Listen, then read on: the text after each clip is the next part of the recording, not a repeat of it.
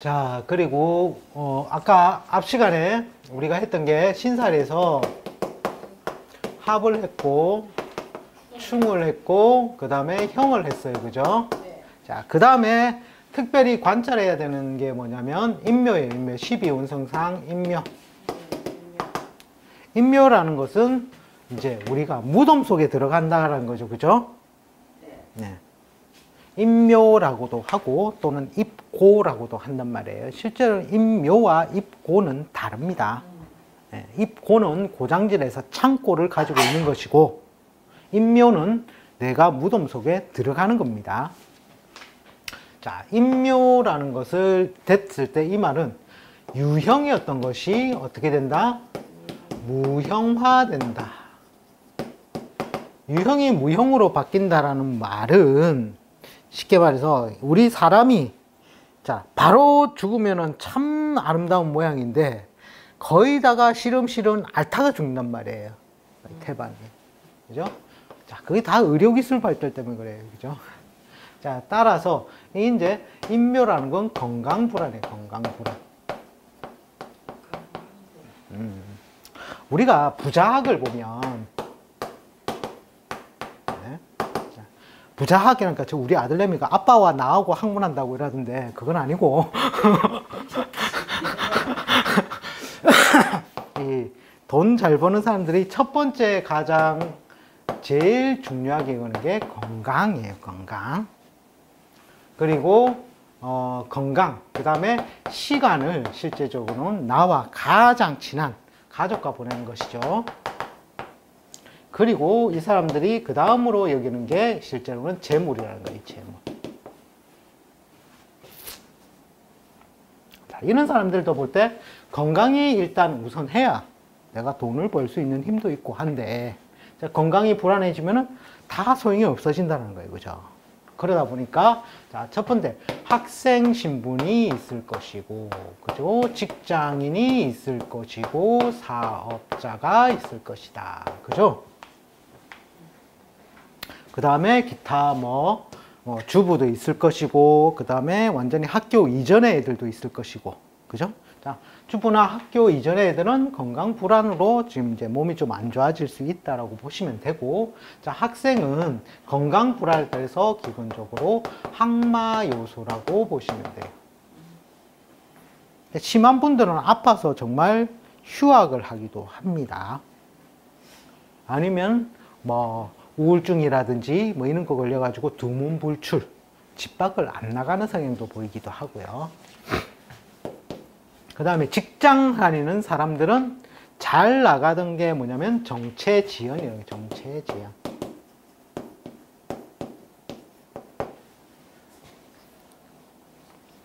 자, 사업자 같은 경우에는 지지부진이죠.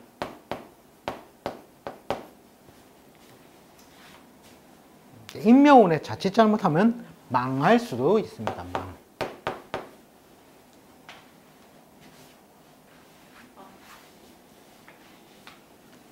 그 직장 같은 경우에는 실제적으로는 약간 이동할 수도 있겠죠. 자천적으로. 내 자리가 없어진 거와 똑같거든요. 인묘라는 게. 네. 차라리 저 한쪽으로 멀리 가는 게 오히려 더 좋은 거예요, 그게. 네, 맞아요. 네. 오히려 그게 운에서는 순에서 맞는 것인데 사람의 개인적인 입장 욕심 때문에 안 좋다라고 판단하는 거죠. 자연에서는 그게 순한 그 기운의 요소라는 거예요. 기운적인 요소. 우리는 기운적인 요소를 읽어주는데 이 내담자, 문점자의 입장에서는 사람의 욕심을 읽어달라 하거든요. 그러니까 시선의 그 눈높이 차이가 완전히 달라진다는 거죠. 그러니까 우리가 안분지족이라 한다 아닙니까? 안분지족. 그 운을 그 분수에 맞게 살면 어떤 운이 와도 괜찮은 것이고 사람의 욕심과 욕망에 의해서 그 운을 이겨내려고 하니 태풍 치는데 대서양 건너가야 된다라고 그러면 어떻게 되겠습니까? 배가. 그죠? 항구에 정박해 있으면 배가 아니다 이러는데 태풍 불 때는 피해야지. 안 그렇습니까? 그죠? 우리는 그렇게 얘기하는데 이 사회적으로 이제 재리를 추구하는 사람들의 눈 시각과 우리가 봐주는 시각은 차이가 있다라는 거죠. 그거를 이제 우리가 잘 순화를 해서 납득을 시켜줘야 되는 거죠. 자, 그리고 그 다음에 제가 하는 게 신살은 아닌데 제가 꼭 보는 게 평관이라는 게 있어요. 평관. 그죠? 평관 7살이라고도 하죠. 그죠? 호랑이 출현.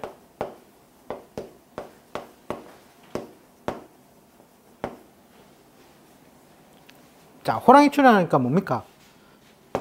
급작스러운 질병.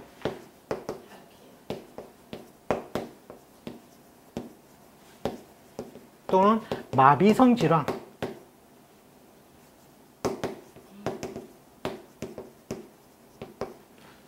그 다음에 사고. 그 다음에 명고이박. 호랑이 앞에 가면 숨이 턱턱 막히잖아요. 그죠? 그래서 이때는 사고도 조심해야 되고, 평관이 들었어요. 어흥 하고 호랑이 출몰이니 사고 조심하이소 이랬는데 그 다음에 와서 교통사고가 나가지고 뭐 그런 것도 봤었고, 평관을 조금 눈여겨 봐줍니다.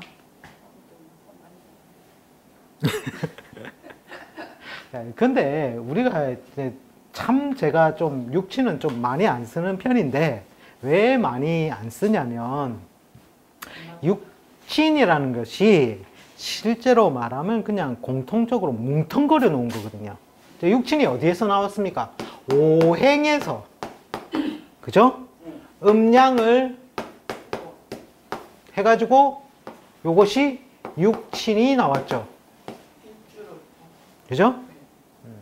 그러니까 육친이라는 것이 어떻게 보면은 목이 만났는데 그 중에서도 양의 목을 갑이라 하고 갑과 갑이 맞는 것, 갑과 을이 맞는 것, 이렇게 음양을 쪼갠 거죠. 자, 이렇게 나와 같은 것, 비견이라고 한다라고 한 거예요. 즉, 이 말은 이 글자와 이 글자의 명칭이라는 거예요. 그러니까 글자와 글자 사이의 명칭을 육친이라고 했단 말이에요. 그죠? 자, 뭐, 우리가 오행도 목, 화, 토, 금, 수로 이렇게 5가지 단계로 뭉텅거려 놓은 거죠. 그죠? 그냥 자연의 순환성을 말한 건 맞는데, 뭉텅거려 놨다는 거예요. 자, 이것을 이제 갑과 갑 이런 식으로 오행의 확장이라는 거죠. 확장. 그죠? 근데 내가 아이러니한 게 뭐냐면, 자, 우리는 오행을 배우면서 생극을 배운단 말이에요. 생극. 그죠? 자, 이러면서 여기도 말을 붙여놨어요. 상생, 상극. 서로 생하고 서로 극한다는 말이에요. 자, 그런데 육친을 보면 상이라는 말이 없어요. 그죠? 생과 극밖에 없단 말이에요.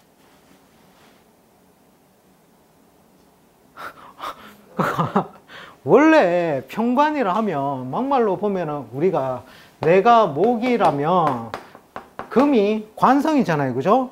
금이 목을 극한다. 요 극작용만 있는 게 육친이에요. 맞죠? 근데 오행은 뭐예요?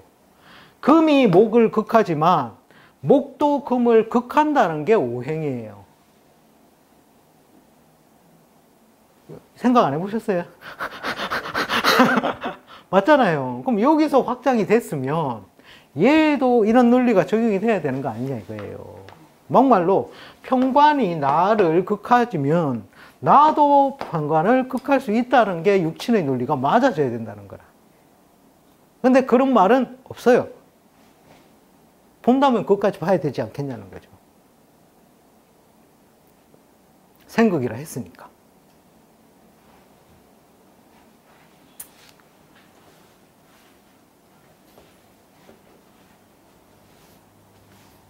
명리학을 하려면 엉뚱하게 질문을 많이 상상을 해봐야 돼요. 여기는 이거 있었는데 왜 여기는 없지? 이런 거 있지 않습니까? 그걸 막 고심고심 하다 보면 어느 순간 반짝해요. 자, 그래서 이제 편관 같은 경우에는 확실하게 그 작용이 두드러지게 드러나더라. 이렇게 보시면 되고, 얘네 편자가 치운 건 그러면 편인도 있을 수가 있겠죠. 그 다음에 편제도 있을 것이고, 그 다음에 이제 식신은 또 좋다고 했단 말이에요. 식신은. 그죠? 근데 요즘 세월에서는 보면 육친을 비교해 본다면 실제로는 식신보다는 상관성이 오히려 더 두드러져 가지고 크게 이제 성공 번창을 하는 요인이 되겠죠. 근데 이런 편자 운이 올 때 좀 잘 망합니다. 편자. 편제운에도 망하고 보면 편인운에도 망하고. 그래서 치우칠 편자라고 이제 공통벌이 묶어서 그렇게 되겠죠. 근데 제가 보는 하여튼 육친의 관점에서는 막말로 편관이 나를 극하는 작용이 있으면 나도 편관을 극하는 작용이 있다. 예. 그 말이 어디서 힌트가 나오냐면 내가 어리거나 힘이 없었을 때는 호랑이한테 핥힘을 당하지만, 그죠? 근데 내가 호랑이 등에 올라타면 그 말이 뭡니까? 내가 편관을 제어를 하면 권세를 누리게 된다는 말이 살짝이 나오고 지나가 버려요. 그러니까 사람들은 항상 그거로만 알고 있는 거예요. 그거로만.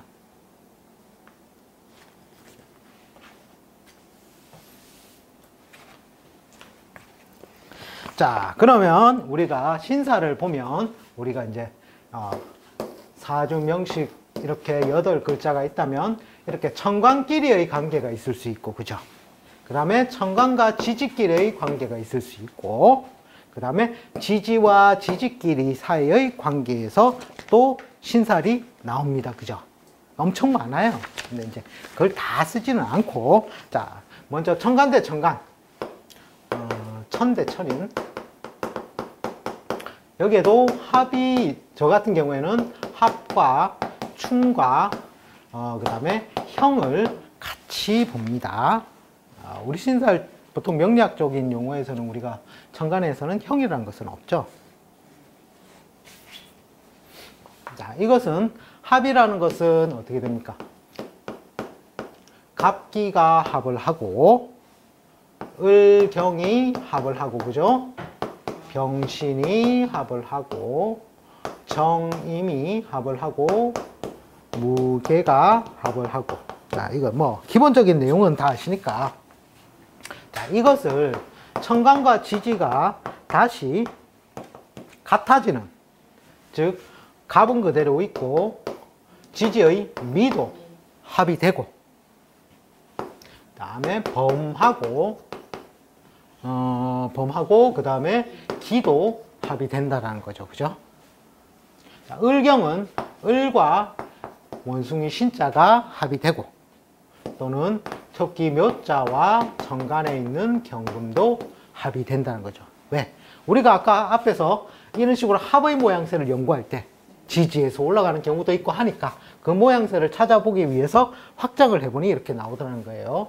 자, 천간에 있는 병화와 지지의 유금이 합을 하게 되고, 또는 지지의 사와 천간에 있는 신금이 합을 하는 모양도 같은 합이 되더라는 거죠. 자, 정은 천간의 정과 대지 해자, 그리고 그 다음에 말 오자와, 그죠? 천간 임자가 합이 된다는 거예요. 그 다음에 무게는 실제 토라는 게 진술충미가 어떻게 보면은 제대로 된 토가 없잖아요.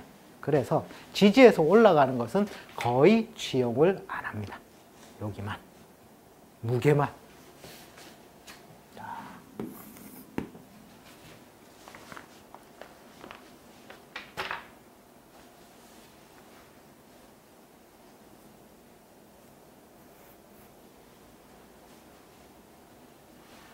그 다음에 특별히 알아두셔야 될 거, 천간지지, 즉 예를 들어서는 기둥주자죠. 그죠? 그 기둥에서 음양합을 이룰 때,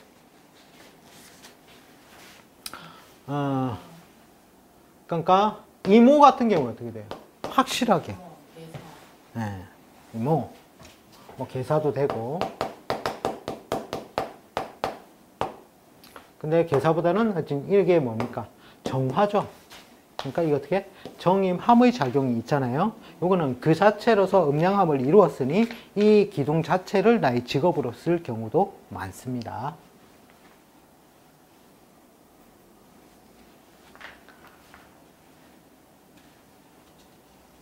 자, 그리고 그래서 요게 지금 제가 해야 되는 이거 요게 이제 눈에 팍팍팍팍 들어와야 되죠.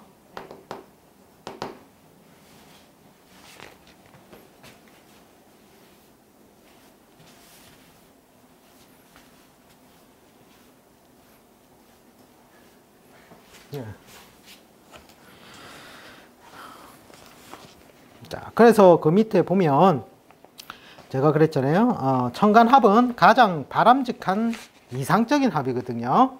그래서 부부의 모양도 되고 이상적인 합도 되고 또 팔자에서는 유용하거나 반가운 글자를 찾을 때 이 천간지지의 합을 관찰한다라고 했습니다. 그죠?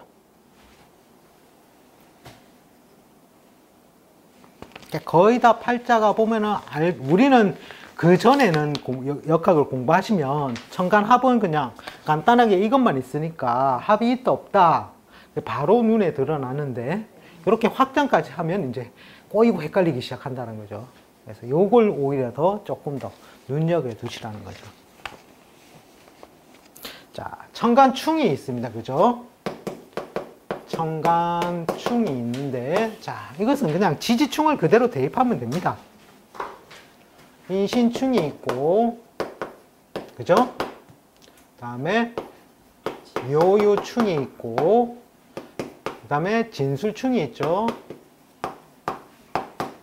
그 다음에 사해충이 있고, 오와 좌오충이 있죠. 그죠?